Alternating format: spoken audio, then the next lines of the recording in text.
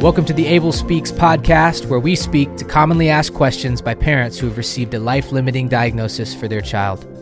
We're Daniel and Kelly Crawford, and we're glad that you've joined us. Hello, my name is Aaron, and I'm Trina. And we are the parents of three boys, Ezra, Kai, and Isaiah Orion, or we call him Ori. I fell pregnant in March, and we found out that our baby was not looking good at all on ultrasound in May of 2022.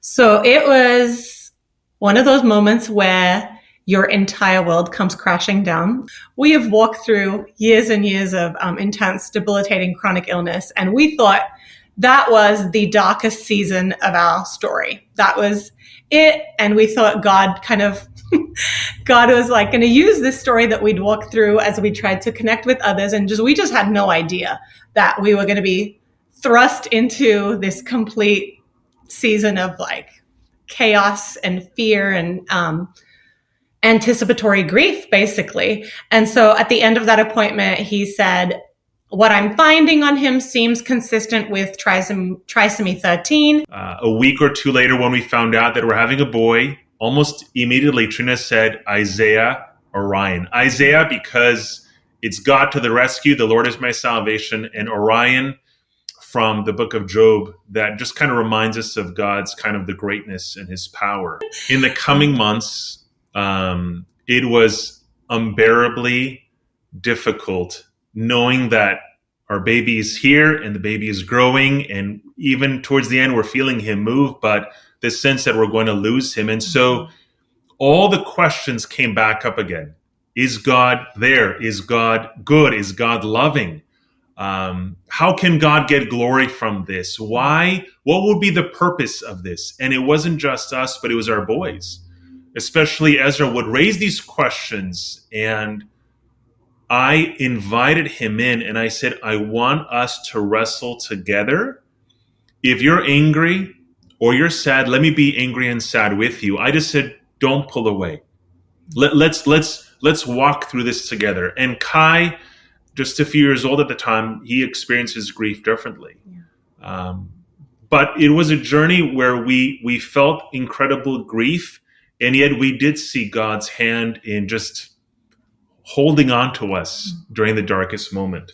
And it just felt surreal. Like it was one of those things like, oh, that happens maybe to other people. That's not going to happen to us. And so it was very, I think, shocking. And so I was like, we need help. Like we need help, and we need help now. And I remember just like scrolling on my social media and typing in like trisomy 13, and just like the next day or two. Yeah, like looking up the hashtag, and Abel Speaks came up while I was searching the hashtag, and I was like, what is this? And lo and behold, it's a Christian ministry, and they are committed to working with families like ours who have received a life-limiting diagnosis. And I was just like, okay, we need this. Like we need this now. So I remember reaching out via email, and I got a response within like 24 hours. And in that week, Abel Speaks had already connected us with a mentor couple that we got to talk to within that first week of our lives. A week after the diagnosis, we were on a Zoom call. Yeah. And it helped us breathe better, knowing that we're not alone, that another couple has walked through, and they had lost two children, our mentor couple. Yeah. But I think there was something significant there to remind us that we're not alone. And I sensed that especially at the retreat last year when we were with 41 other families, it really filled our cup. It was really good for our souls to spend those few days together. Yeah. Something else that I really appreciated about you guys at Abel Speaks, the way you kept bringing him up in the little packages and gifts that you would send. We know this is another marker, another month, another year. We're thinking of Ori, or a gift with his name on it. Something personal like that was very meaningful for us. Yeah, it was very meaningful, I think, especially because people who haven't been through this kind of loss, I think they often just don't know what to say and don't know what to do. And a good number of people in ours were kind of like walking on eggshells around us throughout my whole pregnancy. And almost like not mentioning him, not bringing him up. Like there was times I felt like people were treating me like I wasn't even pregnant. Like it was very strange. And so I think the opposite of that happening with Abel Speaks, where it's like, no, we want to talk about Isaiah. We want to bring him up. We want to celebrate him, like while he's alive in your womb and however much time God gives him on this earth when he comes and when he is in heaven with Jesus. Like we are committed to celebrating your child with you, whatever his story looks like. And that was huge. Just that there's so much comfort in that as a parent going through this. And so it came to like in one of our NICU, we had meetings with the NICU team and all these things before he was born, which again, Abel Speaks really encouraged us to do that. I wouldn't have known to do that, to like go through our birth plan with them. And so during those meetings, they kept using the term incompatible with life. And I was like, okay, you know what? We know that. We hear you. We've heard that like 50 times during this pregnancy. I was like, we don't need to talk about that anymore. Like, we just want you to refer to him as Isaiah or Ori. And they did. And we don't want you to tell us that his diagnosis is life limiting. We know, like, but we want you to be by our side, to welcome him into this world and to love on him for however long he has. I would say the whole journey with Isaiah was gut-wrenching, because it really was. It was the hardest thing by far that either of us have ever walked through. And at the same time, in the midst of that turmoil and pain, there was beauty. There was glimpses of God at work. There was this real sense of somehow being carried and being sustained by God. And in the middle of that wrestle, like, I honestly believe, and the Lord said to me, Trina, would you trust me to write him a different story? And just this idea of like, a different story is not less.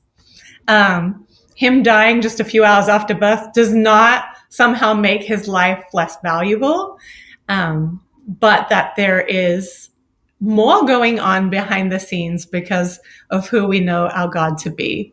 And so that was extremely, extremely comforting. Yeah. So he was born on October 18, 2022. We just held him, kissed him, prayed over him, wept over him for 3 hours and 6 minutes until the doctor said he's passed away.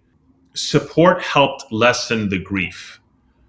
We didn't need to carry the grief entirely on our own. It was shared. And when it's shared, it's lessened. You have a village. You're not alone. You have a whole village here with you and for you. And there's several glimpses of that, or even the fact that about 150 people came to his celebration of life. And that was such a significant day for us. Grief, yes, but it was huge to know how many people were there for us and loving our family. And so really the support did change things for us. It kind of drives home the fact that God doesn't waste suffering, and that he, in his wisdom and in his love, which I've decided just do not understand, he's up to something. I do think what it's done is it's made me less afraid of other people's pain, even like the really deep, really raw stuff where I used to be like, I don't know if I can enter that and I can handle that. And it's like, after what we walked through with Ori, it's like, I've been there. I can sit in the ashes with you, and I can, in my small way, know what that feels like.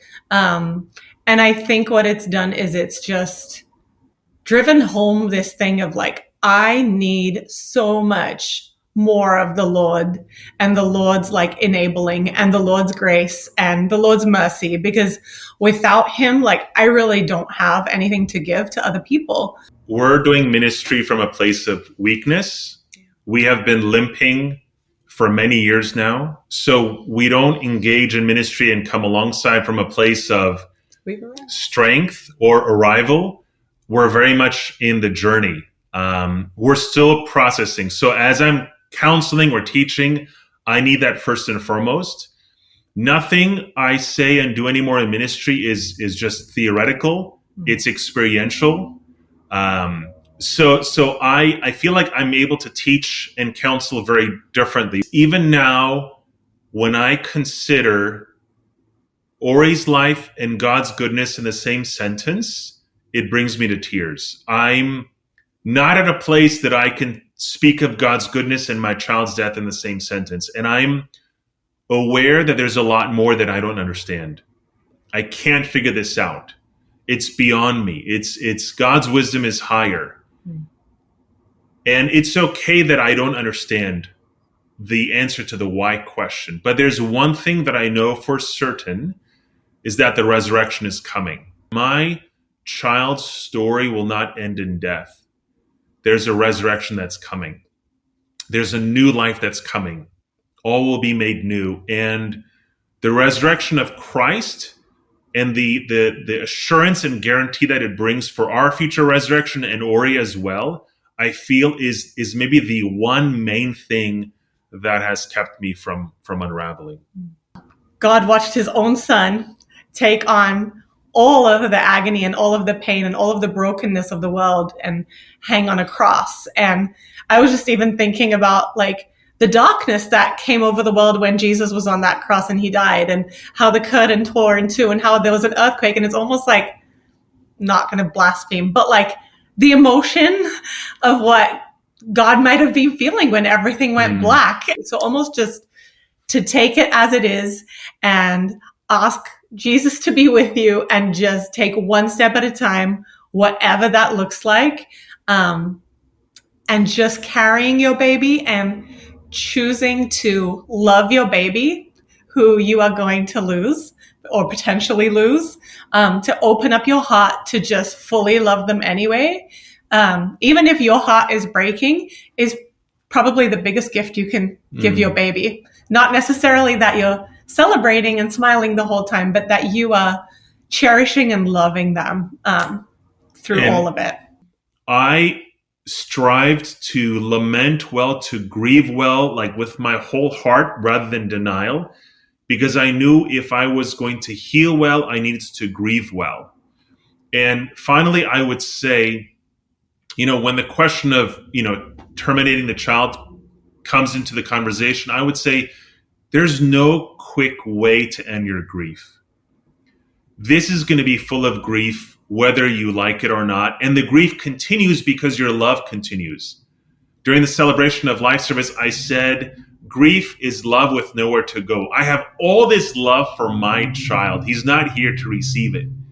And so just to be mindful that the grief is part of the story, and there's nothing we can do to alter, to fix, to quickly give us this escape to peace and happiness, but something we need to walk through, knowing that the Lord is there the whole time. We didn't get the answer we wanted. He was not healed on this earth, but we were present with him in those 3 hours. We were there. We got to shower him with so much love. The doctor, the nurses prayed over us before the C-section. There was just strange things that God was doing in it, we're in California. Yes, they prayed with us. So just that. And it was when he passed away, I still remember the complete sense of peace. There was just this peace that I did not understand. It's like the worst thing ever just happened, and God just gave this overabundant peace. And it's like the ways that I've seen God's fingerprints over his whole story. One of the staff members walked in and said, "You need to know, Ori has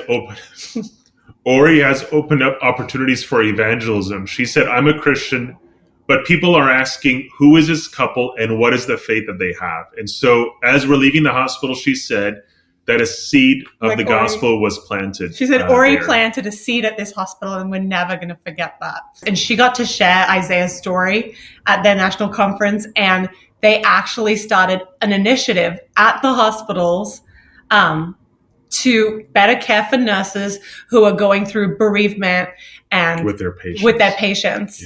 Yeah. And that's all because of Isaiah. I would say that we live in a society that tries to run away from any kind of pain, any kind of things that are hard, and we don't want to talk about death. We don't want to hear about it. It's like so sterilized. And so I think, yes, there is something really hard about walking this path. And yet at the same time, I think God is using these things to draw us closer to him, to make us more like him, to even like, I think walking through something like this, it's like, okay, like you walked through that and God didn't fail you. God didn't leave you. He was with you through like the deepest waters and the hottest fires. And he is who he says he is. Like he's trustworthy, and he's not just who he says he is when your life is good. But you get to prove, as painful as it is, you get to prove who he says he is in those darkest times. And I think there's such like a value to that, like a soul value to that and an eternal value to that, that our society doesn't really, even Christians don't really put that much weight on. A final thought I would offer is that there's this tension that we're walking through. This already not yet. Jesus is king already. The kingdom is here, but not yet here fully and completely. And so we're able to hold on to both grief and hope. Just because we grieve doesn't mean we don't trust God. It's both. We don't want to be naive and assume that everything will be nice and happy, nor do we want to be overly cynical and assume the worst. We're able to honestly hold on to both. And the Lord invites us to do so, to grieve and to lament and to cry out, because we're not there yet. We're still in this world, in this brokenness, and yet to do so with hope. You know, Paul says, sorrowful yet rejoicing. We're able to do both. And so I love that Scripture invites us to be honest with the Lord and yet look to him for hope in the midst of this as well. And I think that's also a value we've seen through Abel Speaks, of the way of like, yes, like we can be sad and heartbroken and sorrowful, and we can also have joy in the fact that God has created this life. And if he's created it for the majority of that to be spent in eternity and not here, he's still created this life, and there's such joy in that. Hey friends, thanks for listening in. We hope this content has been helpful. At Abel Speaks, we exist to support families who have chosen to carry a child with a life-limiting diagnosis, and we want you to know that the foundation of that support is rooted in relationships. And so, if you're a parent in this circumstance, then by all means continue listening in, but we'd really encourage you to reach out by sending an email to support@abelspeaks.org. Again, our heartfelt prayer is that this episode has served you in some way and that we might have the opportunity to serve you further in the future.